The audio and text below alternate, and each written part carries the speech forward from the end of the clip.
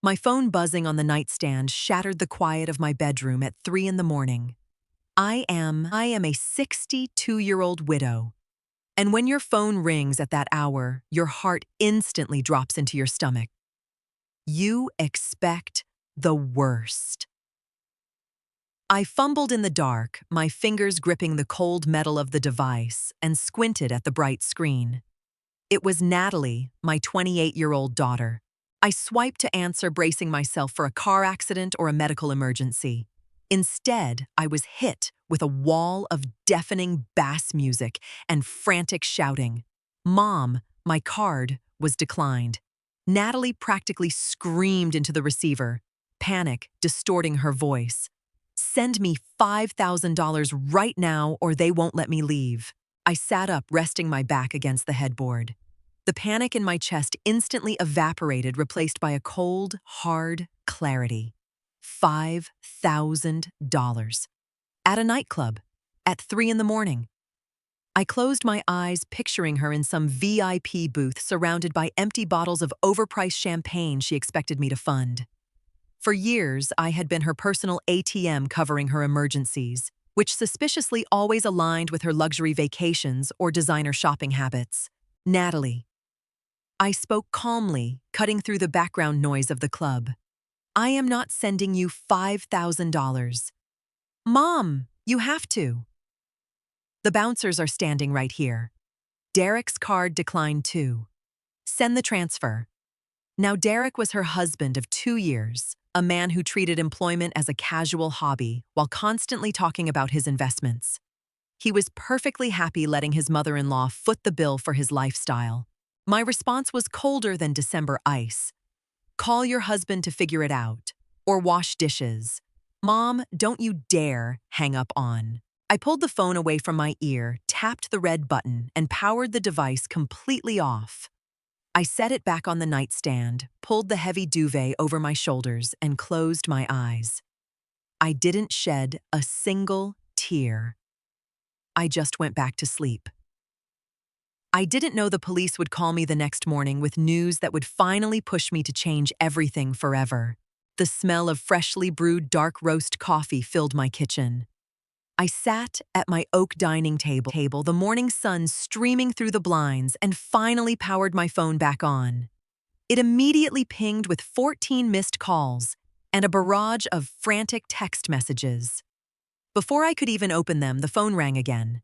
It was an unknown number. I took a slow sip of my coffee and answered. "Cynthia Bryant, speaking." "Mrs. Bryant, this is Officer Evans with the downtown precinct." A stern voice echoed through the speaker. "We have your daughter Natalie and her husband Derek here. There was an altercation at a nightclub last night over a severely overdrawn tab. The venue decided to press charges for theft of services, but they are willing to drop it if the $5,000 bill is settled. They asked us to call you to process a payment." My grip on the ceramic mug tightened, but my voice remained perfectly steady. "Officer, my daughter is 28 years old and her husband is 30. I am not responsible for their bar tabs. I will not be paying." There was a brief pause on the other end. Likely surprise. Usually parents rush down with open wallets to save their children from embarrassment. "Understood, ma'am. They will remain in holding until they can arrange their own payment or appear before a magistrate. Thank you for the update. Have a safe shift, officer." I hung up. I didn't panic and I didn't rush to my car. Instead, I scrolled through my contacts and called my oldest son, Liam. Unlike his sister, Liam lived 3 states away, worked hard as an engineer, and never asked me for a dime. "Mom, everything okay?" Liam answered, hearing the early hour in my voice. "Your sister got detained over an unpaid club tab," I stated flatly. "She wanted $5,000. Liam sighed heavily, a sound of pure exhaustion. "Mom, don't pay it. Derek borrowed $2,000 from me last month, claiming his car transmission blew. I saw them on Instagram a week later at a resort in Cabo. They've been draining everyone. It's time to cut the cord." "I already did," I replied, staring at the stack of financial documents I had pulled from my desk. "And today, I'm cutting the rest of them. I spent the next 2 hours logged into my banking portal on my laptop. I am a retired school administrator. I lived comfortably because my late husband and I were meticulous with our savings, not because we were overly wealthy. Seeing the digital numbers on my screen made my stomach turn not from sadness, but from absolute disgust at my own enabling behavior. I clicked through the transaction history of the emergency credit card I had given Natalie 5 years ago. The card was supposed to be for flat tires, medical copays, or genuine disasters. Instead, I saw charges from high-end boutiques, expensive steakhouses, and a luxury spa resort. The $300 she claimed she needed for urgent dental work last week, it went straight to a designer cosmetics store. I didn't call her to argue. I didn't write a long, emotional text message about betrayal. I simply picked up my phone and called the bank's customer service line. I need to remove an authorized user from my credit account immediately, I instructed the representative. Within 3 minutes, Natalie's plastic card was nothing more than a useless piece of trash. Next, I moved to the joint savings account I had opened for her when she was in college. I had kept my name on it to help her manage funds, occasionally dropping in a few $100s when she complained about groceries. The balance was currently hovering around $4,000 money I had deposited over the last year. With 2 clicks, I transferred the entire balance back into my personal solo checking account. I left the joint account with a balance of 0. Finally, I changed the passwords to my online banking, my streaming services, and my Amazon account. I felt a profound sense of lightness wash over me. For years, I had allowed Natalie to treat me like a backup generator for her irresponsible life. I had bought into the guilt that a mother must always provide. But a mother's job is to raise an adult, not to fund a parasite. I closed my laptop, walked into my garden, and started pulling weeds. I knew a storm was coming, and I wanted my yard to look nice when it hit. It was nearly 4 in the afternoon when a loud, aggressive pounding echoed through my front house. I didn't rush. I wiped the garden dirt from my hands, took off my gardening gloves, and walked to the front door. Through the peephole, I saw Natalie and Derek.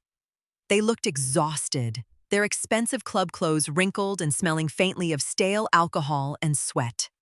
I opened the door, leaving the security screen locked between us. "Open the door!" Mom Natalie demanded, her makeup smudged beneath furious eyes. "Do you have any idea what we've been through?" We sat in a holding cell for 10 hours until Derek's parents finally drained their savings to get us out. Hello, Natalie. Derek. I greeted them, my tone casual, as if they had just stopped by to borrow a cup of sugar. "Don't hello me?" she shrieked, rattling the screen door handle. "You abandoned me. You left your own daughter to be treated like a criminal over a stupid misunderstanding with a waiter. You could have transferred the money in 30 seconds. I could have." I agreed, crossing my arms. But I chose not to. $5,000 on bottle service is not an emergency, Natalie. It is a choice. And you are adults who must pay for your choices. Derek stepped forward, puffing out his chest. He was a tall man who relied entirely on cheap intimidation tactics. "Look, Cynthia, Natalie is traumatized. The least you can do is let us in, make us some food, and we can talk about how you're going to reimburse my parents for the bail. You have plenty of money sitting around." I looked at Derek, really looked at him.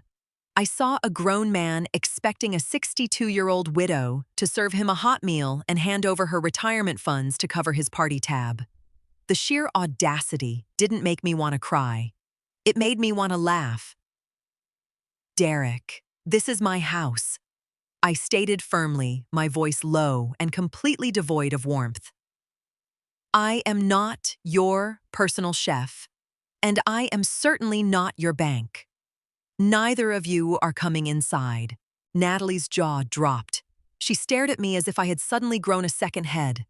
For 28 years, her tears and tantrums had always resulted in me yielding, opening the door, and fixing the problem.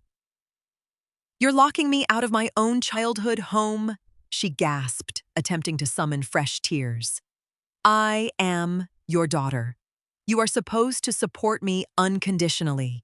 I love you unconditionally, Natalie. I corrected her, keeping my posture straight. But I will no longer fund you unconditionally. There is a very large difference. Derek scoffed, rolling his eyes. This is ridiculous. You live in this huge 4-bedroom house all by yourself. You don't even need half the money you have. We're actually trying to build a life, and you're hoarding cash like a dragon.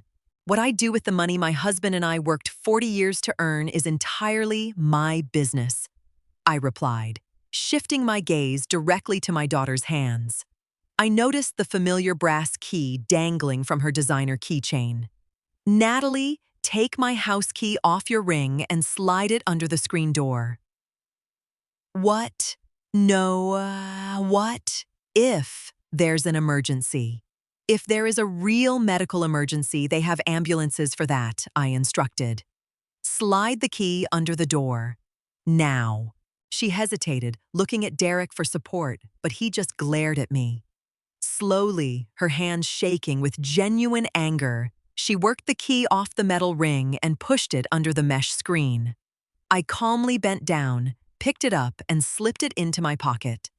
By the way, I added, looking back up at them, your emergency credit card is canceled, and I took my funds out of your college savings account. You will need to figure out your own finances from now on.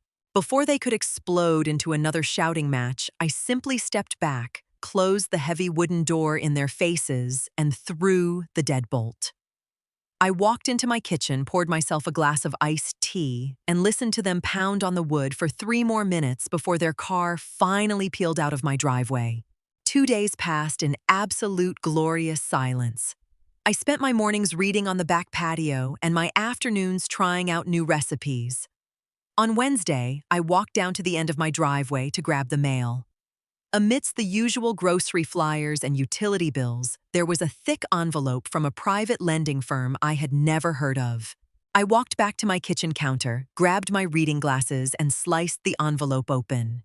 Inside was a formal notice thanking me for my application as a financial guarantor for a $45,000 personal business loan.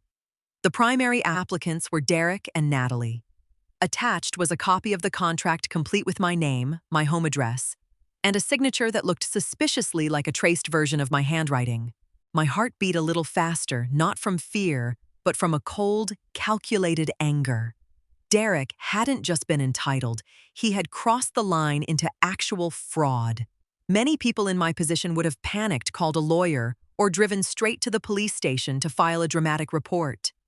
I didn't want the drama of a messy legal battle tying up my life for months.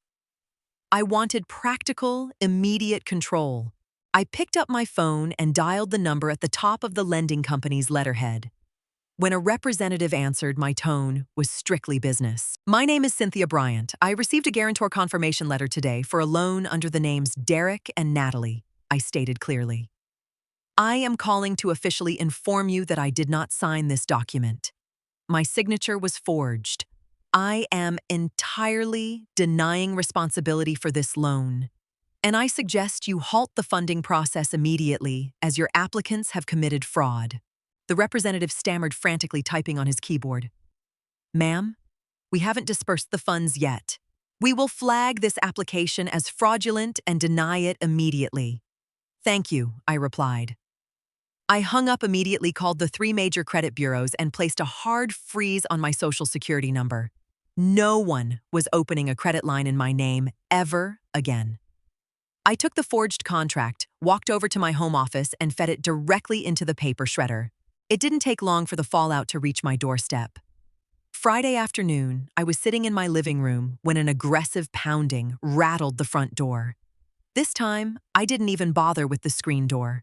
I stepped out onto the porch, closing the door firmly behind me. Natalie was pacing like a caged animal, while Derek stood with his arms crossed, his face dark with rage. You canceled the loan, Derek practically spat, stepping into my personal space.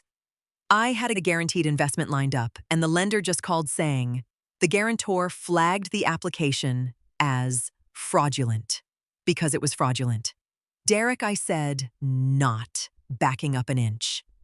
I didn't sign that paper. Forging my signature is a felony. You are lucky I only called the lender and froze my credit, instead of having you arrested. Natalie looked at Derek, a flash of genuine surprise on her face. Derek, you told me she agreed to sign it? You said you went over there and she signed the papers. I did what I had to do to get us out of debt. Derek snapped at her, his facade cracking. He turned his glare back to me. You have thousands sitting in the bank. Cynthia, we are drowning. The club tab, the credit cards, the car we needed that loan. Your debts are the result of your lifestyle, I responded evenly. I noticed you tried to use the emergency credit card at a designer boutique yesterday, Natalie. The bank alerted me. Natalie flushed red. I needed a dress for an interview at a luxury brand store. Unlikely. I shook my head, feeling a strange sense of peace. For years, I had feared this exact confrontation. I feared losing my daughter. But standing here looking at the two greedy strangers demanding my hard-earned security, I realized I had already lost the daughter I raised. All that was left was a bill collector in a nice outfit. The bank of Mom is permanently closed, I stated clearly. Do not try to use my name, my credit, or my address ever again. Derek's face contorted into something ugly and desperate. The mask of the confident, smooth-talking son-in-law completely vanished. You selfish old woman, Derek snarled, taking another step toward me, trying to use his height to intimidate me. We are family.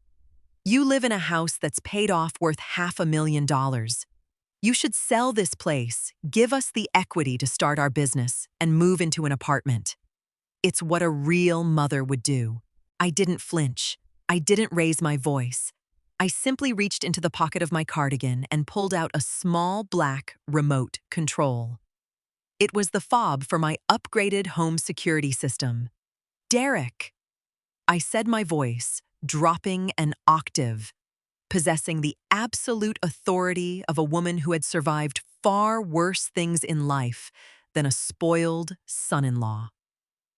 I am going to give you a piece of advice. Never mistake a woman's silence for weakness. I pressed the small red button on the fob. A loud, sharp chirp echoed from the control panel inside the house, indicating the alarm was armed to stay mode. If you take one more step toward me, I will press the panic button, I explained, looking him dead in the eye. It will dispatch the neighborhood private security patrol in less than 2 minutes. They do not ask polite questions when an elderly resident hits the panic button with 2 aggressive trespassers on her porch. Natalie grabbed Derek's arm, finally looking frightened. Mom, stop. You're acting crazy. We're just stressed. No, Natalie. I am finally acting sane. I stepped off the porch, walking calmly toward the side of the house where the garden hose was coiled. You have exactly 2 minutes to get off my property and never return, unless you are ready to apologize and act like adults. If you choose to stay and scream on my driveway, I will ensure you leave soaking wet. They didn't move. Derek crossed his arms, planting his feet on my driveway, clearly thinking I was bluffing. Natalie stood behind him, looking nervously down the street. They thought the old, accommodating Cynthia would eventually apologize and invite them in for tea. I didn't yell. I didn't argue. I simply walked over to the smart home control panel mounted on the side of the garage. With a quick tap on the digital screen, I activated Zone 1 of my high-pressure irrigation system. 4 hidden sprinkler heads popped up from the lawn right next to the driveway. A massive arc of cold water shot directly across the concrete, catching Derek perfectly from the waist down and splashing Natalie's expensive leather purse. Hey, What the hell? Derek shouted, jumping back and slipping on the wet concrete. Natalie shrieked frantically, trying to shield her hair and her bag, as the sprinklers aggressively oscillated back and forth. Mom, turn it off. My shoes are ruined. The property boundary is at the sidewalk, I called out over the hissing water, holding my ground near the dry garage. While they scrambled to get out of the spray, I pressed the button to open the garage door. I walked inside, grabbed the two heavy cardboard boxes of Natalie's old college textbooks and seasonal clothes she had been storing in my space for years, and shoved them straight out onto the wet driveway. Just as Derek was winding up to scream another insult, a white SUV with yellow flashing lights pulled around the corner. It was the neighborhood security patrol, alerted by the perimeter warning I had tripped. The guard rolled down his window, eyeing Derek's wet, aggressive posture. "Everything okay here, Mrs. Bryant?" the guard called out. "Everything is perfectly fine, Stan." I smiled. My guests were just leaving, humiliated, soaking wet, and realizing they had absolutely zero power. Here, Derek grabbed Natalie's arm. They practically threw the soggy boxes into the trunk of their car and peeled out of the neighborhood. The control was entirely mine. 6 months passed. The transition wasn't completely without pain, as no mother truly wants to cut contact with her child, but the peace that settled over my house was undeniable. I slept through the night. My bank account balances remained exactly where they should be. I no longer dreaded the sound of my phone ringing. On a bright Sunday afternoon, my son Liam visited with his wife and my 2 grandchildren. The house was filled with the sounds of actual joy. Kids laughing in the backyard, burgers sizzling on the grill, and Liam telling me about his new promotion at work. There was no tension, no hidden agendas, and no demands for cash. As we were cleaning up the kitchen, my phone buzzed on the counter. I picked it up and saw a text message from an unsaved number. I knew immediately who it was. "Hey, Mom, it's Natalie. Derek and I separated. Things are really hard right now. I miss you. Can we talk? I really need help with my rent this month." I stared at the screen. A year ago, my heart would have broken, and I would have immediately wired her $1,000, begging her to come home so I could fix everything. But the woman who used to do that no longer existed. I saw the text for exactly what it was, a hook fishing for a new wallet, now that the old one was gone. I didn't feel angry. I didn't feel guilty. I just felt tired of the cycle. I tapped the screen, deleted the message without replying, and pressed the option to block the number. "Everything okay?" Mom Liam asked, noticing me looking at the phone. "Everything is perfect." I smiled, placing the phone face down on the counter and picking up a tray of lemonade. "Come on, let's go sit in the garden." I walked out into the sunshine, enjoying the beautiful, quiet life I had finally claimed for myself.